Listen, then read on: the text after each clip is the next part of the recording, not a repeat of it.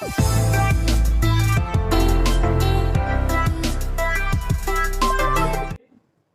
मैं धीरज कुमार साहू, भौतिक ज्ञान प्रवक्ता। चुंबकीय द्विध्रुव पढ़ा।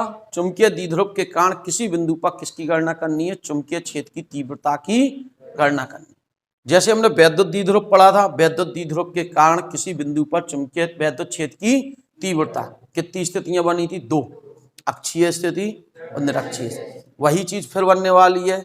एक हम चुंबकीय द्विध्रुव ले रहे हैं, जो डेरिवेशन पढ़ा रहे हैं, अब तक बोर्ड में कभी नहीं पूछी गई, लेकिन सवाल इस पर बहुत बार आए हैं, तो सवाल जरूर इस पर मिलेगा तुम्हें, क्योंकि वो सवाल वैद्युत द्विध्रुव के कारण अक्षीय और निरक्षीय स्थिति पड़ी थी, वो पेपर में बहुत बार पूछी गई। लेकिन चुंबकीय द्विध्रुव के कारण किसी अक्षीय और निरक्षीय स्थिति में वैद्युत क्षेत्र की, चुंबकीय क्षेत्र की तीव्रता की डेरिवेशन नहीं पूछी गई, या कम पूछी गई। एक आध बार कभी हमें ध्यान नहीं देखी हो, फिलहाल हमें नहीं दिखी।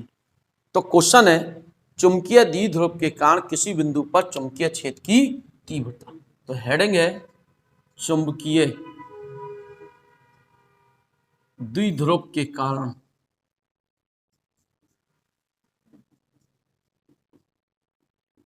किसी बिंदु पर चुंबकीय क्षेत्र की तीव्रता।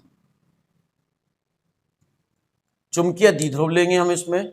चुंबकीय द्विध्रुव जो जिसके कितने ध्रुव होंगे? दो ध्रुव, एक N होगा और एक S होगा। उसके कारण किसी बिंदु पर क्या निकालने वाले हैं? चुंबकीय क्षेत्र की तीव्रता। कितनी स्थितियां बनेंगी? दो। नंबर पहली स्थिति होगी अक्षीय या अनुदैर्ध्य स्थिति में। अक्षीय या अनुदैर्ध्य स्थिति, तो हमारे पास एक अक्ष होना चाहिए। एक चुंबकीय द्विध्रुव ले रहे हैं हम पहले। सबसे पहले यह चुंबकीय द्विध्रुव है, कितने ध्रुवों से मिलकर बना है? दो ध्रुवों से, एक N एक S। इसके एक ध्रुव की सामर्थ्य, ध्यान से सुनेंगे, एक ध्रुव की सामर्थ्य कितनी है? M है। जैसे वहां वैद्युत द्विध्रुव में एक ध्रुव का आवेश प्लस Q होता था, दूसरे का माइनस Q होता था। यहाँ एक ध्रुव की सामर्थ्य, एक ध्रुव का चुंबकीय आघूर्ण कितना है? M है। कितने ध्रुव का? एक ध्रुव का चुंबकीय आघूर्ण कितना है? M। यहाँ चुंबकीय द्विध्रुव आघूर्ण M बराबर होगा स्मॉल m इंटू 2L, जहां 2L इन दोनों के बीच की दूरी क्या होगी? L। यहां से यहां तक L होगी और यहां से यहां तक, यानी दोनों ध्रुवों के बीच की दूरी 2L है। एक ध्रुव की सामर्थ्य कितनी है? M है। स्मॉल m क्या है? एक ध्रुव की चुंबकीय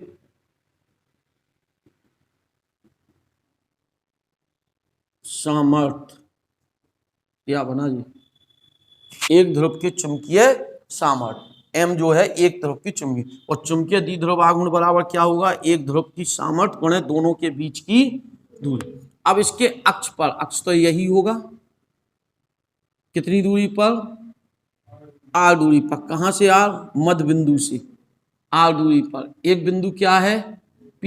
इस बिंदु P पर किसकी गणना करनी है? चुंबकीय क्षेत्र की तीव्रता की गणना करनी। सेम अक्षीय स्थिति है बिल्कुल, जो आप कल मीन्स इससे पहले हमने एक लॉन्ग क्वेश्चन में भी दी थी ना, वही बिल्कुल। क्या कहा? एक चुंबकीय द्विध्रुव जिसकी चुंबकीय ध्रुव की सामर्थ्य कितनी है? M है। एक चुंबकीय द्विध्रुव जिसकी चुंबकीय द्विध्रुव की सामर्थ्य M है, इसके दोनों ध्रुवों के बीच की दूरी कितनी है? 2L है। इसके मध्य बिंदु से अक्ष पर R दूरी पर एक बिंदु क्या है? P है। इस बिंदु P पर किसकी गणना करनी है? चुंबकीय क्षेत्र की तीव्रता। पहले N ध्रुव के कारण,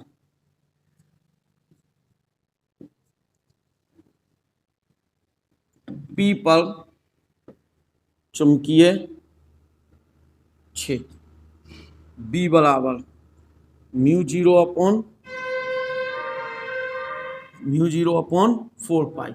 इसका चुंबकीय द्विध्रुव आघूर्ण M, और यहां से यहां तक की दूरी का मान कितना होगा? यहां से यहां तक की दूरी आर माइनस एल का, ध्यान रखेंगे इस बात को। जैसे तीव्रता का सूत्र था, जैसे तीव्रता E बराबर 1/4 पाई एप्सिलॉन 0, एक ध्रुव Q आवेश, उस आवेश से उस बिंदु तक की दूरी, क्योंकि दूरी के वर्ग के भी व्युत्क्रमानुपाती होता है, तो इस दूरी के वर्ग के, इसकी दिशा लिखे हम, V1 कहा इसे हमने, दिशा कौन सा आवेश है जी, मीन्स N ध्रुव है, N ध्रुव के कारण बल रेखाएं बाहर को जाती, और S ध्रुव में बल रेखाएं अंदर को जाती, इससे बल रेखाएं बाहर को जाती, इससे बल रेखाएं अंदर।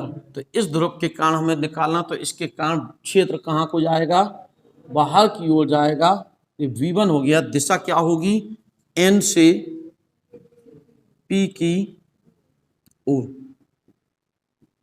ठीक है। अब किसके कारण, S ध्रुव के कारण,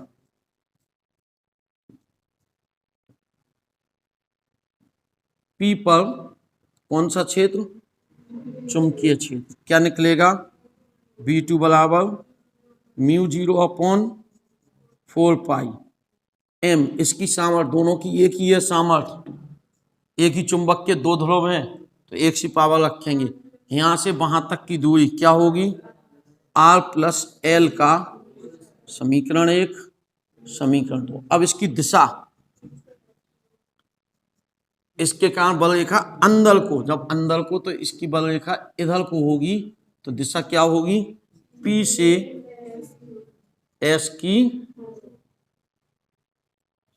हमें क्या निकालना है, P पर परिणामी चुंबकीय क्षेत्र, P पर परिणामी चुंबकीय क्षेत्र, B बराबर V1 माइनस, परिणामी, जे ध्रुव पास में है तो इसके कारण क्षेत्र ज्यादा होगा, जे ध्रुव दूर है दूसरा वाला, तो इसके कारण क्षेत्र क्या होगा, कम। जरा देखें हम, B बराबर μ0/4 पाई, दोनों में है, कॉमन ले लो, M भी कॉमन ले लो, 1/r माइनस एल का whole square minus 1/r plus L, ठीक है ना। B बराबर μ0/4 पाई M, एलसीएम लेंगे यहाँ पर, r माइनस एल का whole square, r plus L का होल स्क्वायर, ये यहाँ आएगा R square plus L square, R plus L का whole square minus R minus L का, खोल लेते हैं ब्रैकेट को, सबको क्या मिलता है देखें, μ0/4 pi M R square plus L square plus 2r L minus R square minus L square plus 2r L upon R square minus L square का, कितना हो गया वो, B बराबर μ0/4 pi M 4r l upon R square minus L square का, उसे लिखें हम सही से, μ0/4 pi 2 M into 2l into R upon R square minus L square का होल स्क्वायर। चूंकि M इंटू 2l बराबर चुंबकीय द्विध्रुव आघूर्ण, M इंटू 2l बराबर कौन सा आघूर्ण है, चुंबकीय द्विध्रुव आघूर्ण, तो रख दो इसको। तो B बराबर μ0/4 pi 2 M R upon R square minus, चूंकि L छोटा है किससे, R से, L स्क्वायर बहुत छोटा होगा, L स्क्वायर को क्या कर देंगे हम, छोड़ देंगे, जब इसे छोड़ देंगे क्या बचेगा, μ0/4 पाई 2m R upon R power 4 3 घात, B बराबर μ0/4 पाई, वही दिशा इसकी दिशा में आएगा, तो दिशा जो होगी वो होगी N से P की ओर या S से P की, बिल्कुल सेम डायरेक्शन है, लेकिन इसमें उसमें अंतर समझो आप, वो बिल्कुल सही पोजीशन है क्योंकि उसके एक एक ध्रुव को क्या कर सकते हैं, अलग, जो इसमें थोड़ा सा टेक्निकल रूप से एक ध्रुव को अलग नहीं, हमने एक एक ध्रुव के कारण निकाला। हमने मान लिया एक ध्रुव की शक्ति है, टेक्निकल रूप से यह डेरिवेशन सही नहीं है, क्योंकि हमने एक एक ध्रुव की शक्ति मान ली जबकि एक ध्रुव को अलग नहीं, लेकिन मान इतना ही आता है, इसका मान इतना ही आता है। इसलिए इस पूरे दोनों ध्रुव के कारण आंसर इतना ही आता है। तो इसको हमने करने का, ये बोर्ड में नहीं पूछी गई, लेकिन तैयार इसलिए कर लो कभी पूछ ली जाए। कोई इतनी बड़ी डेरिवेशन नहीं है कि नहीं कर पाओ, बहुत अच्छी तरह से कर लेते इस डेरिवेशन को, बहुत सरल है।